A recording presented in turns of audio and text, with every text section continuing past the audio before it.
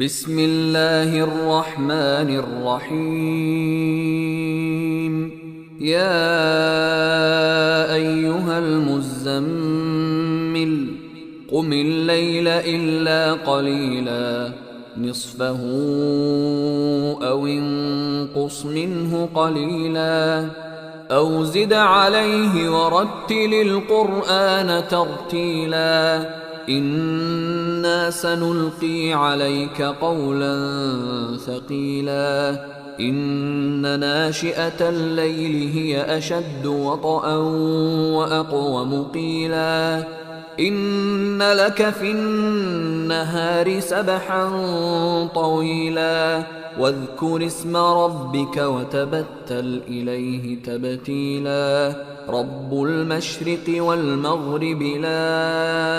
إله إلا هو فاتخذه وكيلا واصبر على ما يقولون واهجرهم هجرا جميلا وذرني والمكذبين أولي النعمة ومهلهم قليلا إن لدينا أنكالا وجحيما وطعاما ذا غصة وعذابا أليما يوم ترجف الأرض والجبال وكانت الجبال كثيبا مهيلا إنا أرسلنا إليكم رسولا شاهدا عليكم كما أرسلنا إلى فرعون رسولا فعصى فرعون الرسول فأخذناه أخذا وبيلا فكيف تتقون إن كفرتم يوما يجعل الولدان شيبا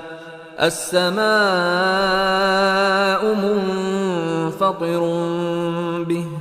كان وعده مفعولا إن هذه تذكرة فمن شاء اتخذ إلى ربه سبيلا إن ربك يعلم أنك تقوم أدنى من ثلثي الليل ونصفه وثلثه وطائفة من الذين معك والله يقدر الليل والنهار علم أن لن تحصوه فتاب عليكم فاقرؤوا ما تيسر من القرآن علم أن سيكون منكم مرضى وآخرون يضربون في الأرض يبتغون من فضل الله وآخرون يقاتلون في سبيل الله فاقرؤوا ما تيسر منه وأقيموا الصلاة وآتوا الزكاة وأقرضوا الله قرضا حسنا وما تقدموا لأنفسكم من خير تجدوه عند الله هو خيرا وأعظم أجرا واستغفروا الله إن الله غفور رحيم.